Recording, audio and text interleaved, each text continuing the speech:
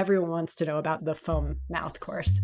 They brought out a ramekin, and it was basically a sphere with a little concave portion, and it is a mouth. It's like a gaping open mouth that's looking at you.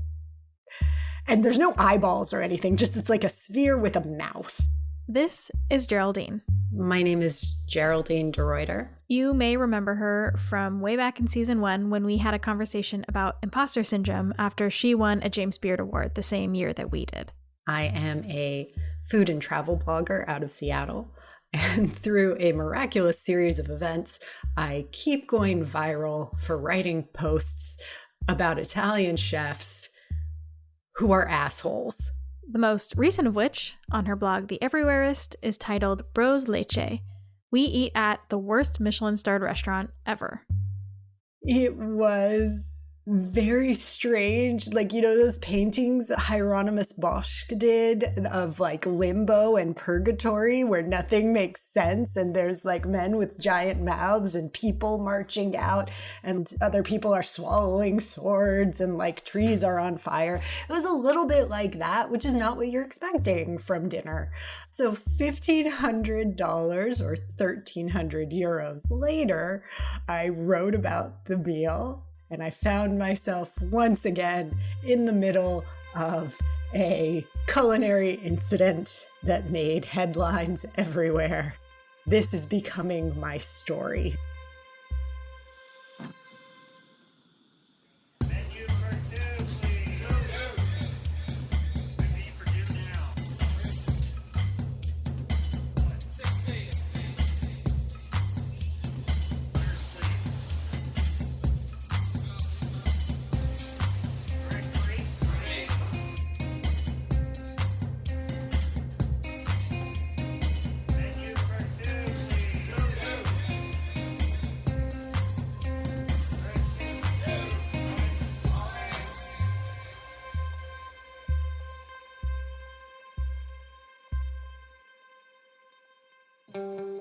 You're listening to Copper and Heat, the podcast exploring the unspoken rules and traditions of restaurants. I'm Katie Osuna, and in this episode, we're talking about foam. We're going to get back to Geraldine's story about the foam mouth course and, as her blog says, the worst Michelin meal ever. But I want to take a second to introduce our producer, Rachel. Hi, hello. Who you'll be hearing from throughout the episode. Rachel's been with us since the very beginning of Copper and Heat as the storytelling extraordinaire. She's worked food jobs in the past, but is now in the arts nonprofit space, as well as being our other producer. Eating a foam. One foam, please.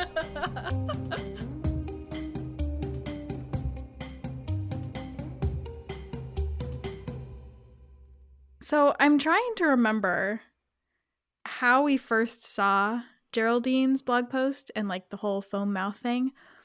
And I don't remember exactly, but I do remember just watching everything go down on Twitter. Yeah, Katie, I think you sent me the picture of the foam mouth first. Like I saw it from you and I had a visceral reaction. Like it's just seeing it and thinking of what it must be to have to lick that foam out of that mouth was really got me. And I think that's why it was such a thing, right? It gets such a big response. It gets a huge response. And I mean, within the food world, it was just like a whole viral thing all over Twitter.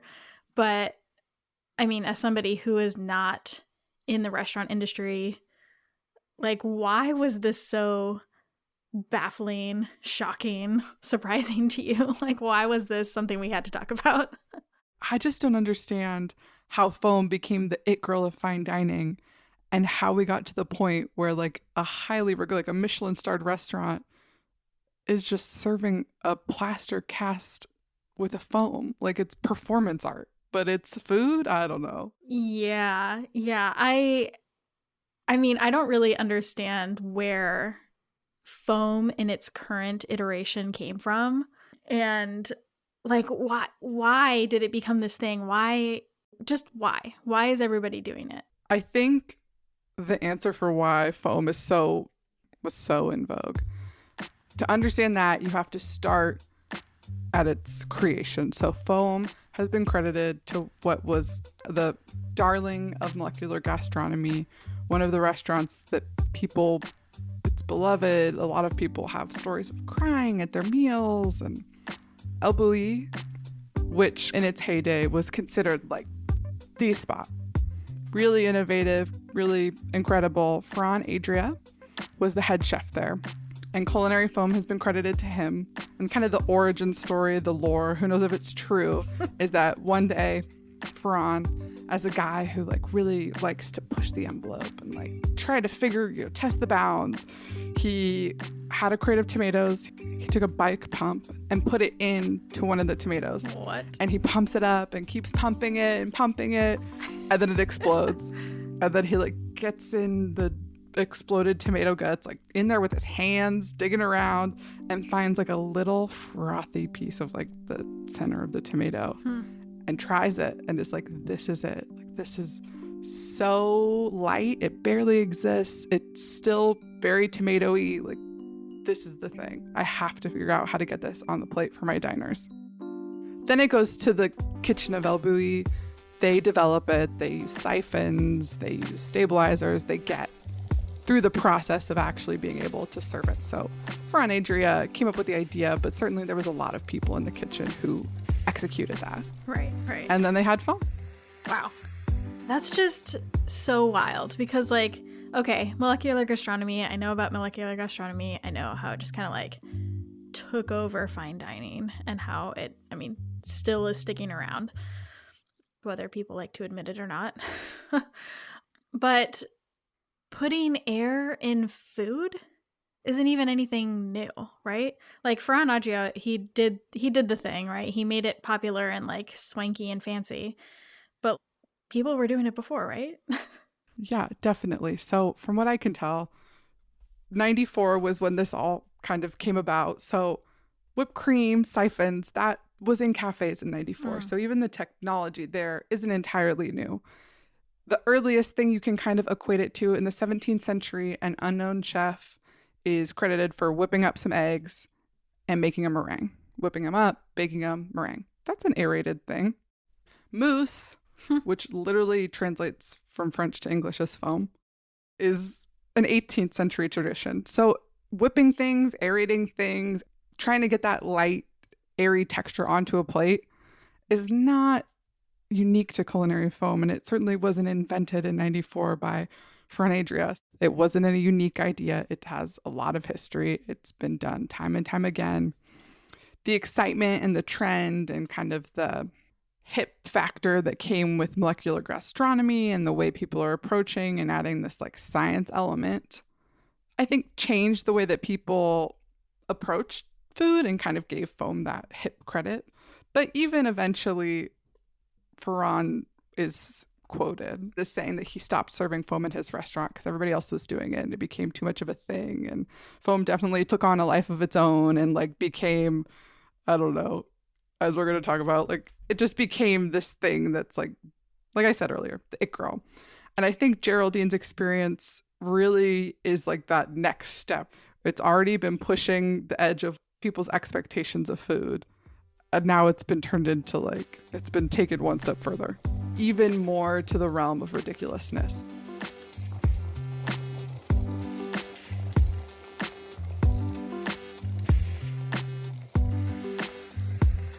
So we went to the restaurant. A couple things came out and it wasn't clear what they were. The staff would come out and they'd put something out and they were like, this is a porcini mushroom, and then they'd walk away. And I was like, well, obviously it's not a porcini mushroom. It's a cracker in the shape of a porcini mushroom. I would love some explanation as to what is this? Like, is it a some sort of pate? Is it a wafer? Like, how have you created this? Is there, dehydrated porcini powder? I don't know. It's porcini mushroom. Walk away. Okay. And so it was a little bit like that, where it was like one word and then they leave. And you're like, is it a clue? Am I in an escape room? Do I need to like figure out how this works? Geraldine and her friends have a truly baffling meal experience. And she writes about it on her blog, The Everywhereist. And then it just goes absolutely viral with a story on the Today Show and a ton of other responses. For the most part, people were lovely, which is nice. When a post goes viral, you just get the dredges of humanity that come out. When my Batali piece came out, I got death threats, I got rape threats, everything under the sun. So this was not like that, even though it got more attention. The Italian press specifically was actually really lovely. A lot of Italians were like, this isn't our cuisine. This is not a good reflection of, either Pulian cuisine. It's not a good reflection of Lecce. It's not a good reflection of Italy. And some people were jerks. They were like, well, you don't understand the culture. And I'm like, I literally grew up speaking Italian. Like, my grandparents are from Campania. This is my culture. What went really viral was an image of one of the courses. The course was a plaster cast of a mouth filled with a citrus foam. Everyone's like, tell me about the foam mouth course. So what happened is they brought out a ramekin, and it was basically a sphere with a little concave portion, and it is a mouth. It's like a gaping open mouth that's looking at you. And there's no eyeballs or anything, just it's like a sphere with a mouth. So they bring it out, and it's got foam inside, and the guy puts it down and he goes, the citrus foam, and he puts it down and he's about to scamper off, and we're like, what? There's no utensil. He goes, yes, this is the chef's kiss. You kiss the mouth to get the foam, and he walks away. The second I see this thing, I lose it. I almost fall out of my chair laughing, because I've probably consumed about 40 calories at this point, and we're about like an hour in, and I'm now being told to make out with this plaster cast. But you're so hungry at this point, you're just like, just go for it. At the end of this, they pick up your ramekins and they turn it over and they tell you which chef you got, because this is an actual plaster cast of either Isabella Potti or Floriano Pellegrino, the two chefs and pros, and Pellegrino is the owner. The server was like, oh, lucky you got Chef Isabella. And I'm like, ew, what kind of like weird sexist crap is that? Like, lucky me? I spoke to a woman online who had the exact same tasting menu that I did like a month earlier, a few weeks earlier. She was like, everything you said was true. The meal was terrible, but when I had the chef's kiss, they blindfolded me for it. You have to sign a consent form for that, I feel like that's messed up. So that was one of the courses that really, hit pretty hard. As the internet does, it took that image of the foam mouth and just ran wild with it. There were so many memes and so much artwork that emerged from the plaster cast of the mouth. And it became like this weird viral thing where people were putting it everywhere. People made comic strips with Snoopy. People were having it appear in random spots. They put it on the Time Magazine Person of the Year. I had never seen anything like it. It became this viral joke, but also it was this metaphor for a bunch of the things that people found wrong with fine dining. And Chef Floriano's response to the article definitely didn't help.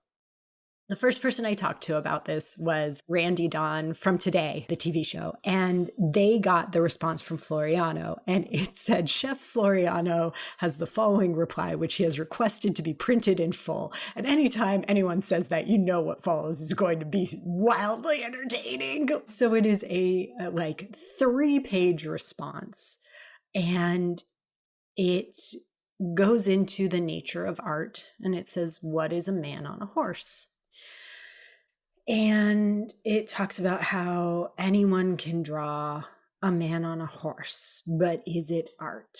And they go through 3 iterations of a man on the horse from the very basic, which is actually a stock image drawing of a man on the horse, which you can get on a child's coloring page, which I find hilarious. And then the second one is a French artist, I can't remember the French artist's name, doing a painting of Napoleon, I believe crossing the Alps. And the third one is an abstract modern painting of supposedly a man on a horse. Part of Floriano's response reads, quote, "What is art? What if food? What is a chef? What is a client? What is good taste? What looks beautiful? What is a man on a horse?" And he talks about how what he has created is art and how not everyone understands art. And it goes into a question of what even is food, and it gets a little weird and esoteric. The very end of the response reads, "We thank Mrs. XXX, I don't remember her name, for making us get where we had not yet arrived. We are out of stock of limoniamo. Thank you very much." Limoniamo being the name of the plaster cast of the mouth that they are now selling on their website. I think this story is it's particularly ridiculous. But Rachel, you are from the art world. TM. I think that is one of the reasons why it was particularly interesting to you, because it opened up this larger question of, is food art? Right. And I think too, is food art? And then in the pursuit of art, craft, or fine dining, fine art, what is the benchmark? Is it just to evoke feelings? Like, is that the pursuit of art?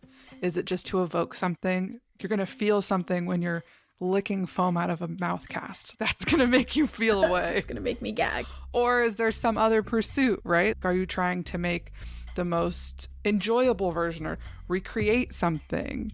How did we get here? How did we get to the point where that is the cutting edge, like avant-garde, like Bros calls themselves an avant-garde restaurant? Why is that the boundaries that we decided to push? Like you said, why is that what is considered valuable? His defense, of course, is if food is art, then not everyone has to appreciate it. And if food is art, then, you know, our obligation is merely to push the boundaries and to create art. And therefore, if you don't enjoy it, that is not my problem, because I have fulfilled my obligation as an artist. And, you know, my conclusion to this has always been, food is more than art.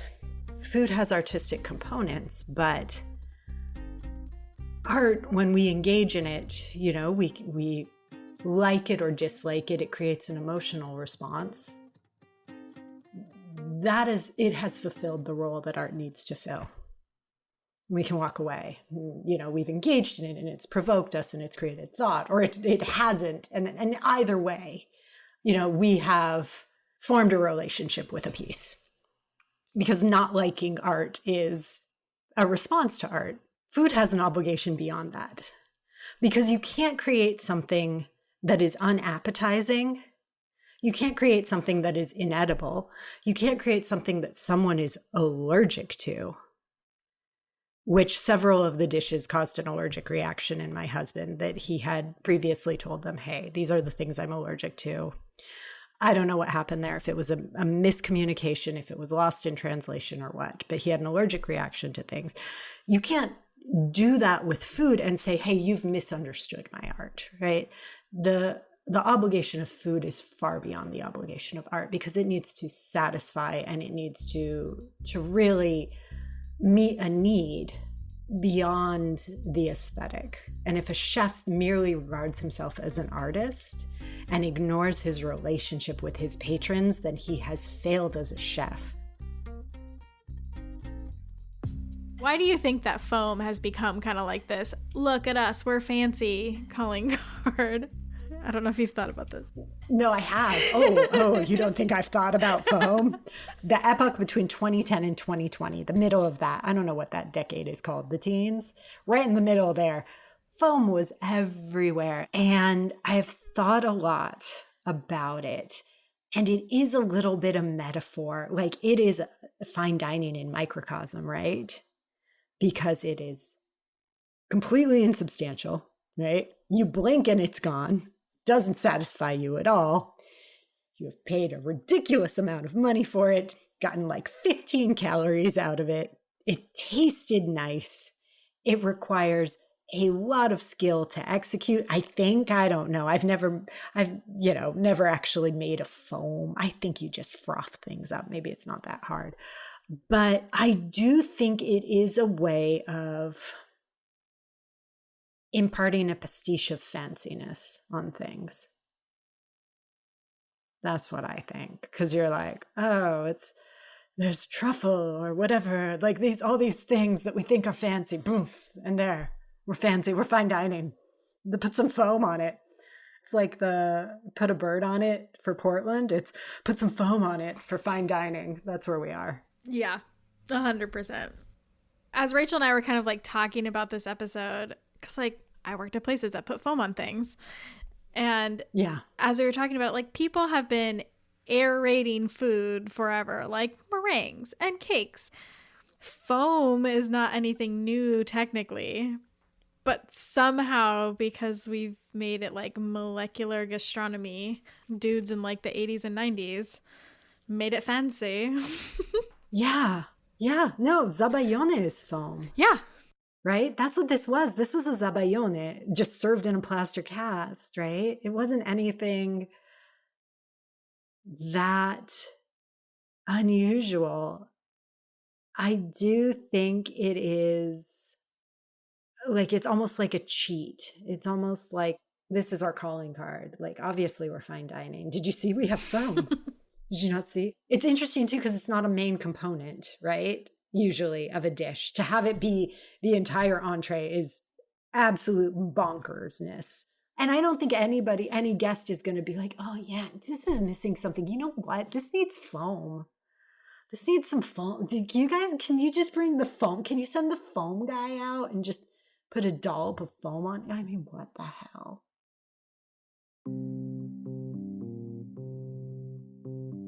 They certainly got a lot of attention from this, not only from Geraldine's article, but just all the viral responses and all the articles and think pieces that were written about it. Not only does it blow up all over the internet, the New York Times and other media outlets get a hold of it. This article came out 2-3 weeks after Geraldine's blog posted, and it was called Of Mouth Molds and Michelin Stars. Chef finds fame after epic takedown. So a few days after my post went viral, I had someone reach out to me and say, hey, I worked with Floriano. He was super abusive. And I was like, okay, but I'm in the middle of this story, so I can't, like, I am a part of this, and I am not what I would call a hard news journalist, which I think is what you need. So I referred them to several news outlets that I trusted.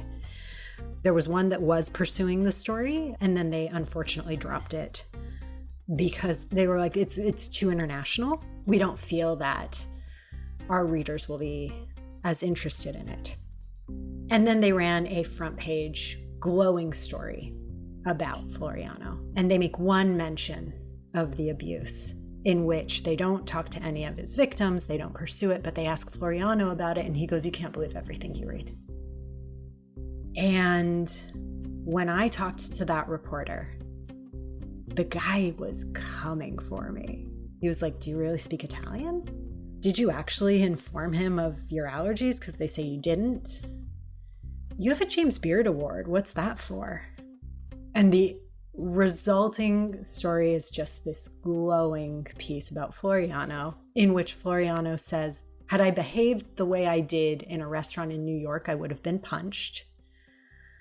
Said that I was rude and disrespectful to the staff, which is really interesting because earlier he said he didn't remember me and has no idea who I was. And yeah, made a few other disparaging comments, which they published in full, and then did not talk to the person who tweeted about how they had been forced to do push-ups and run laps around the building when they had done something to upset Floriano in the kitchen.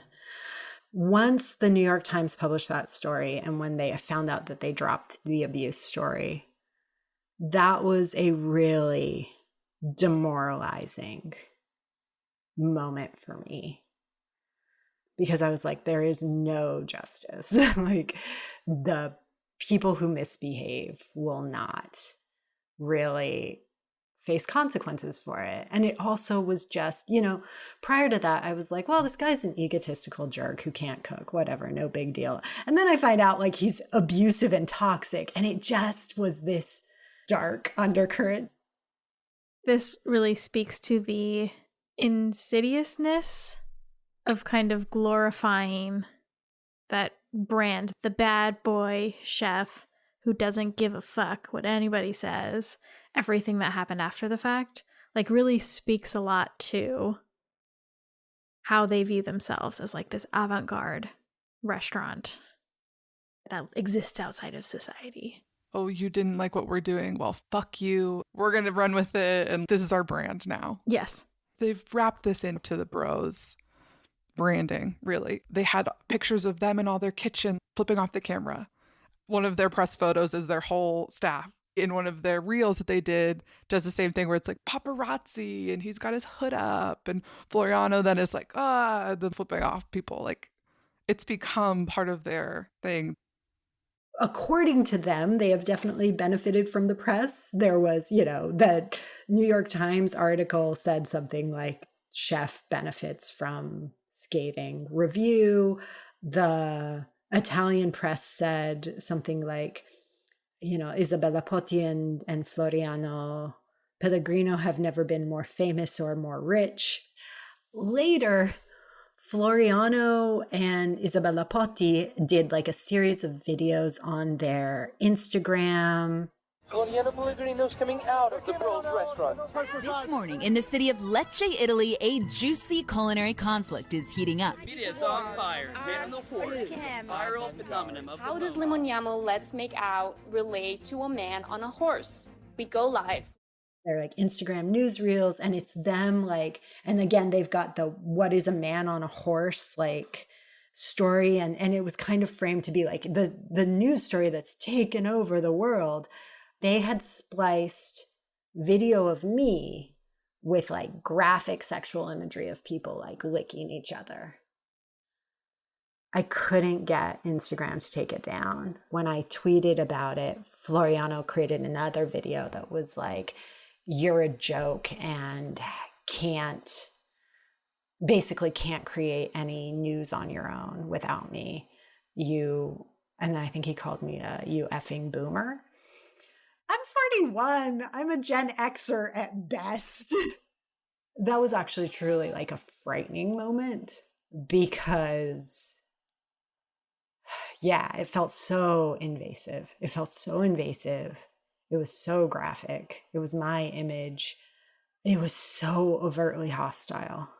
And it was, you had a bad experience at my restaurant and you wrote about it. And now this is what I'm going to do to you. And that is really, like, that is terrifying. I think the thing that goes along with this is this idea of the abusive genius that we forgive a lot of toxic behavior of, right? You know, we see it in Hollywood all the time. There's so many actors who are abusive, so many directors. We see it in artists, we see it in musicians. And I think with chefs, it's everywhere. Like the angry chef, and for some reason, it's just so excused.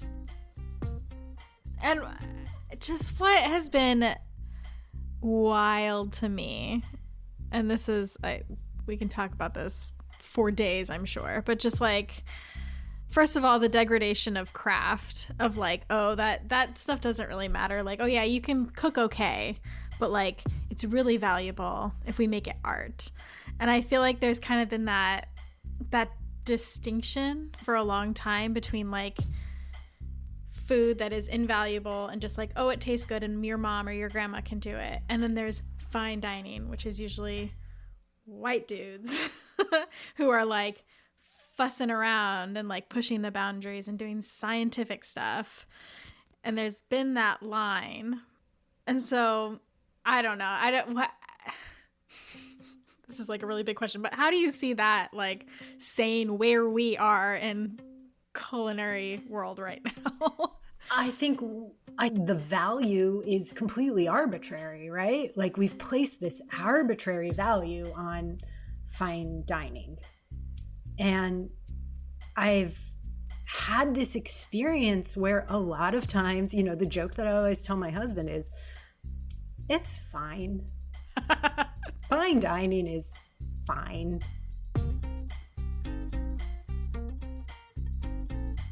What is valuable in the food space, and how do we value the work that people do in the food space? Yeah, and also who chooses that value? How do people, how do consumers one day be like, okay, this meal I'm going to drop this amount for, but this is too expensive. Like this is way beyond what I find is worth it to buy food. And there's a lot of those decisions that are made every day. And then, I mean, as we love to talk about, there's so many systems that the restaurant industry has been built on. And there's so much history and cultural context that plays into what we do and the decisions that consumers and restaurant owners and restaurant workers face every day. Yeah. And I think also it's like a moment when the industry has had the opportunity to redefine in a lot of ways. So there's like a lot of thinking outside the box, or just like people trying new things, which I think also kind of plays into like that. Do you think now is a time when people are like reassessing the value of their, or the approach or the way that they access their craft? Yeah, I think people that work in restaurants, people that work in food, 100% are kind of reevaluating, like, is this worth it? I feel like everyone is asking that. Like, is this really worth it? Are we really right now? You're not wrong about that. Yeah. And I think it's like, do I really want to pour myself into this industry, into this craft? A lot of us are so passionate about it, but it's come to the point where like, is it worth it if people don't value what we do?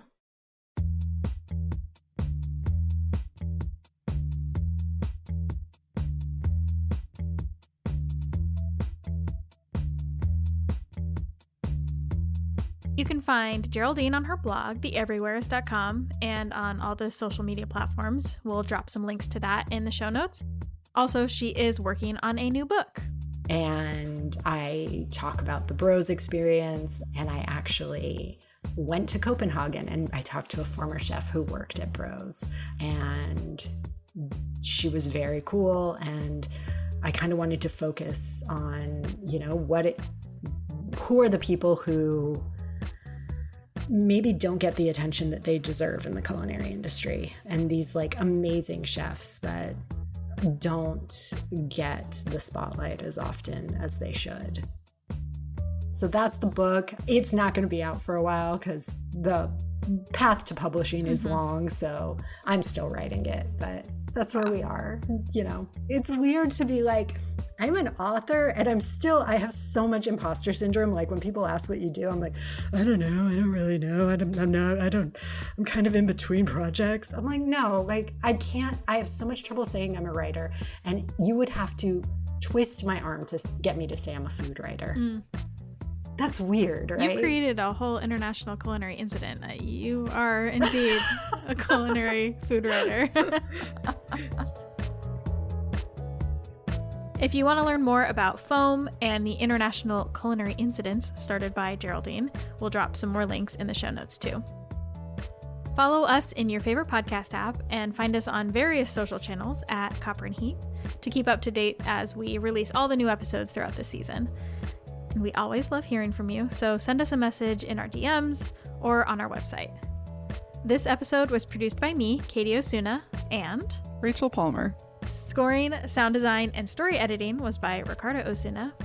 Mixing and mastering was done by Adrian Lilly. Thanks so much for listening.